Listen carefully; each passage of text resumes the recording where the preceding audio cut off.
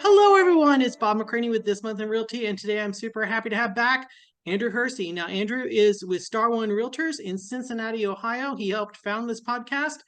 Andrew, tell us about the market.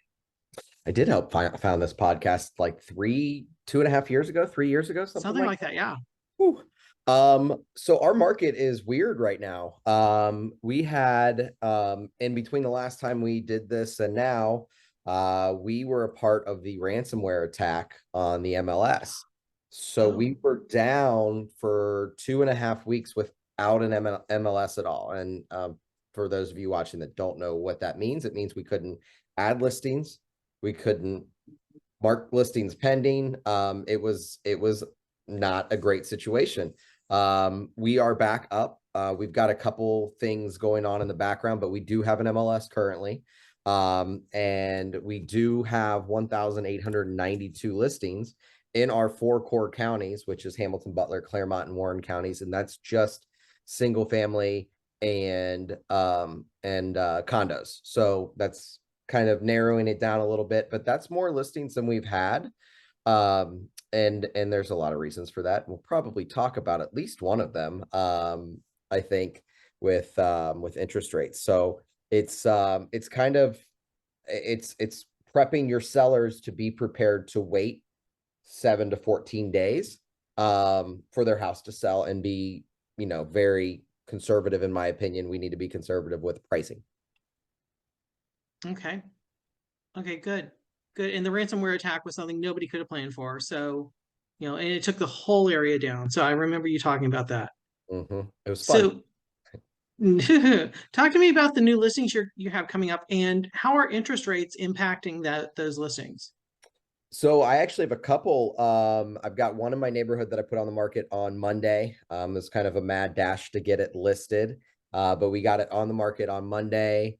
And we just improved the price. We changed the price down to 400,000 from $409,000. Felt more comfortable at $400,000. Seller wanted to try the 409, which is perfectly fine. Reduced it right before the weekend. We're gonna have an open house this weekend. It's a 4-bedroom, 2.5 bath, 2,600 square feet, just about.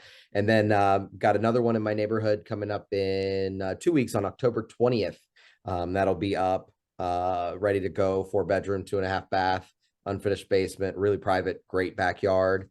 I got one on 5 acres coming up next week in Loveland, Little Miami Schools. Oh, Just flipped. There was a 1.5 bath.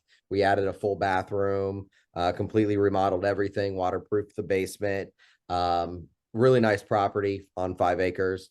So I've got a lot of people that have been on the sidelines that are coming out and ready to list. I've got another one in my neighborhood that if I can find them a condo with a basement, I will have their house listed as well. So there's a lot of stuff excellent. working right now. This is a lot of people think it's a slow season, but it's been busy, and I think it's going to continue to be busy. We had a slow period from a little bit before Labor Day and end of August till now, and I think other markets saw that slow down for a month and a half or 2 months earlier in the summer. We saw it later in the summer, and I think our November, December, January are going to be pretty crazy. Okay. Which ties into my next question, and it's one I'm asking a lot of people this week. What is your opinion about listing a home before the holidays? There are some people who think it's a great idea because, family will come out and want to see you and live by you. Some people don't want to deal with the hassle. Tell me what your thoughts are. It is a personal preference, I think. You've got Thanksgiving, and then you've got the holidays in December and January that you have to think about. As a seller, are you okay with moving in between Thanksgiving and December holidays and the new year? Or do you want to wait until all of that's out of the way and get it on the market first thing in January, which isn't a bad idea either. A lot of people see, oh, sales really kick up in March. Well, those sales happened in January, February. Those aren't, you know, those didn't just happen in March and sell in March. So Right. you're seeing a lot of listings in January. It's not a bad time to list. So I'm impartial as for a buyer. I think right now, minus the interest rates being what they are, if you can find a good adjustable rate mortgage, and kind of work with that, or find a 30-year that you're okay with and then refinance when the rates go back down. You've got no competition, not no, but you've got minimal competition right now. A lot of buyers are bowing out.